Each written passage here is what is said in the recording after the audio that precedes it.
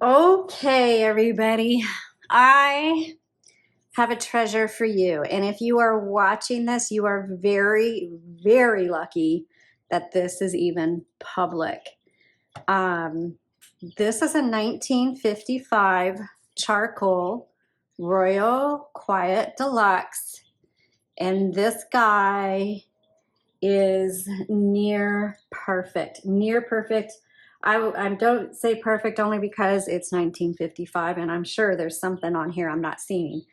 But I collect Royal Quiet Deluxe typewriters and I don't have a charcoal. And so this honestly has been sitting here for about 3 weeks because I can't decide whether to add this to my collection or not. And it's very, very tempting, but at the same time, I'm holding out for a yellow. I actually gave away my red. I'm actually regretting that a little bit.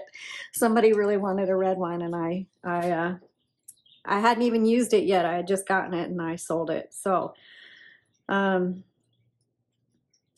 this is amazing. So let's just take a look at it. Anyway, here you go. Here's the 1955, the original finish. It is in almost perfect condition. I say almost because like there's a teeny tiny nick, and then super faded, tiny scratch. I mean, you can't even see it unless you're in the right light. Gosh, it's good enough that even if it was brand new and it arrived, I wouldn't even think anything of like that little white thing there and a little tiny scratch there. I wouldn't have even thought anything of it. It's so little. So as you guys can tell, I'm having a hard time doing this video because I really want to keep it, but I'm also running a business. Okay. Whew, let's go. Here is the paper holder, and even the paper holder is imperfect. There's no rusting or chipping on it. Gosh, it's nice. Underneath here is going to be your tabs. So you just press and drag. That's how you do it. That's really nice. The Smith Coronas, they have little keys, and so the keys can get lost. And at least these have, you just press and drag. You can't lose the tab stops. Okay, we'll fold that back over. The margins are set by these white tabs right here, and it's called magic margins. And how you set it is you need to move the carriage. And so to move the carriage, you press this lever in.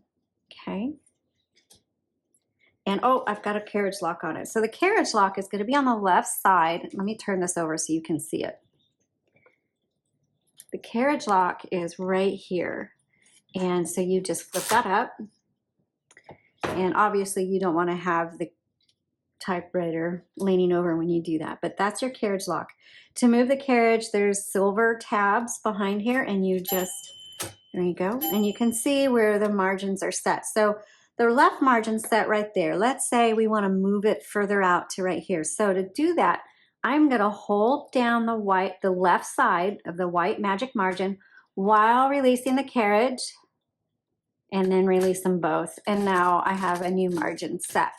When you go inward, you just move it to where you want and then press, and you can hear it click. So that's how the margin works. So we'll do the same thing for this side. We'll move it out. So we'll press the right side down, release the carriage. We'll go out to here. Okay, and so now there's the margin. But now let's bring it in, because I like narrow margins, and press that and it'll ding. There's the ding. That tells you that it's now set. Okay, I'm going to keep the carriage to the left because I'm going to open this top, and I don't want the handle to get in the way and scratch this beautiful finish. So to open the top, you see a silver button, chrome button, and you just press that. This typewriter is so clean, y'all. Okay, inside we have metal spools, which whenever you see metal spools in our typewriters, that means you get double the ribbon. Woohoo! Twice the ribbon. So it's like getting an free ribbon with your order. because we hand roll these and we just put extra on there. So you just drop them in and out, okay, just like that. When it's time to change it out, and when you do change it out, make sure it's threaded in the guide wires. You can see this came out, and I'm going to put it back in. Sorry that my hand is in the way, but it just is. And I'm going to drop it right back in there. Probably have some ink on my fingers now. And there you go. When you get to the end of your spool, it's not the end of the ink and the ribbon, so you do need to manually reverse our ribbons. We don't put grommets on our ribbons. And you do that right here. So you'll need to reverse this dozens of times before you need to replace the ribbon. This ribbon will last you a long time. And by the way, all of our typewriters come with new ribbons. So again, ribbon reversal is right here. Touch control just determines how hard these type bars are going to strike your paper. So you just kind of set it wherever you want. You can test it out to see if it makes much of a difference, meaning the typeface will be lighter or darker depending on how you have this set. This is your color selector. So it's set on red right now. There's black. And then white is stencil. You're not going to use it. And if it's on stencil, this isn't going to type properly. So there's two things to look for when you're typing and you have start having issues. One, check to make sure your ribbon doesn't need to be reversed. And two, check to make sure that your setting isn't on stencil. So I'm going to put it back on red. Okay, let's close this up and we're actually going to do some typing on it. So I'm going to set this paper right here, and then you turn the handle and you bring it through. Now that paper needs to go underneath the bar right there, and I come up to make sure it's even, which it is. Now if this wasn't even, then you bring this forward and you can adjust the paper, okay? It takes the tension off the paper. Just make sure you re-engage so that the paper doesn't move around while you're typing. Now on the left side, when you hit the return handle, it's going to advance 1, 2, or 3 lines. Your line selector is this silver one that's way up front. The white one that's next to it, when you turn a handle, you can hear it click, okay? That clicks every half of a line. Now let's say you want to line up with lined paper, or you have a checkbox and it's not quite working this way, then you just bring that forward. And that releases, you can hear it doesn't click, it kind of releases that roller so you can line it up exactly where you want it. Okay, let's do some typing. This is a 1955. I don't have a number 1, so you use the lowercase l, 1955. And when you hit 2 keys at once, that'll happen.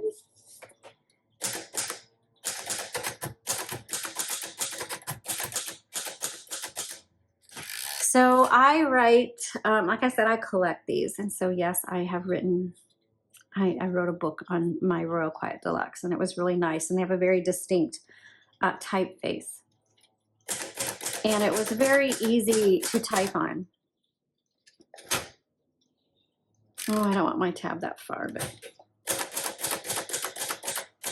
the keys are a flat tombstone. And for some reason, I really like the feel of that.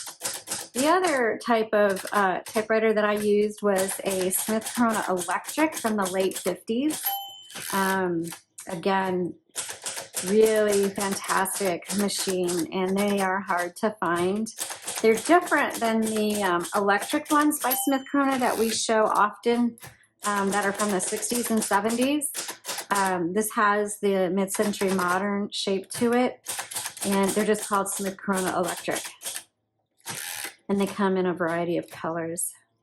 But we are talking about the Royal Quiet Deluxe. So the Royal Quiet Deluxe, the reason I collect them is there's a series that came in at 55, I think was the first year. 56 is my favorite year. And they came in a series of colors. So it was charcoal, and then they have pink, they have green, they have blue, they have yellow and red and white. And so that's why I collect them. And so I have all the colors except for the yellow and the green. Like I said, I had a red and it went bye-bye. So I got to get a new red.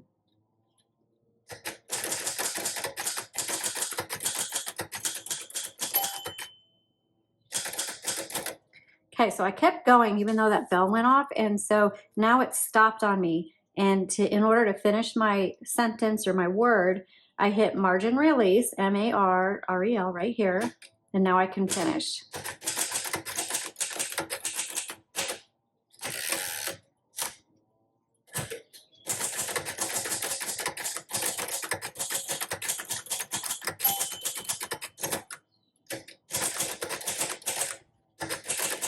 Okay, one of the other reasons I really love the Royal Quiet Deluxe is I have 10-year-old hands. I'm 5 foot nothing, and I've been this size since I was 12 years old, and my hands are really tiny. So sometimes manual typewriters are difficult for me to use, but the Royal Quiet Deluxe is just perfect. So if you want to buy somebody that for a lady or you know, a teen or a young adult, then this is a really good one. Now let me just say this, and I know this video is going to be a little bit longer, but because this is such a special typewriter to me. For those of you who are new to typewriters and you've never had a typewriter, I don't recommend getting this right away. Please start with something that's a little less expensive and learn how to use a typewriter before investing in something like this, because the likelihood of misusing it just out of, and nothing wrong, you just don't know how to necessarily use it, and sometimes you can force things or inadvertently break something, cause damage when you're trying to figure out how to use it. Now, if you're just determined, you're brand new and you're determined to get this, okay, fine, but make sure you watch this video a few times before you even touch the typewriter. So just because it breaks our hearts when we send out really nice typewriters and people who are new to it damage it just because they don't know how to use it and it comes back to us damaged, then you know, that's really, really hard for us to see, because it's very avoidable. And it disappoints you, you know. So I just, if you're brand new, just be patient and try something different to begin with. Okay, so I'm going to switch over to black, and we're going to keep typing.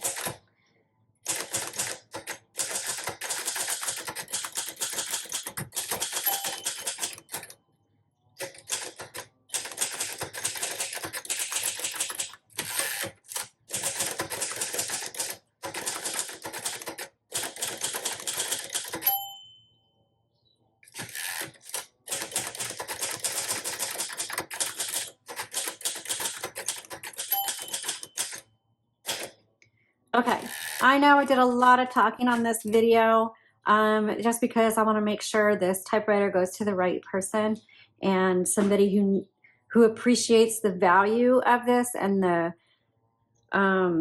quality and the really rarity of this particular typewriter and what a wonderful machine it is. This is great for medium to heavy use. Like I said, I wrote a book on one of these. They will stay with you all day long. A wonderful typewriter, and I can't recommend it enough. This one is in near pristine condition. So, and because I love it so much, I am going to put a higher price point on this, because I really want this to go to somebody who can really appreciate and understand the value of this machine. And if it doesn't sell, then I will just keep it. So anyway, take a look at it. Let me know what you think. And thanks for watching. We sure appreciate each and every one of you. Give us a thumbs up and visit the links we have in the description below. And you all have a blessed day.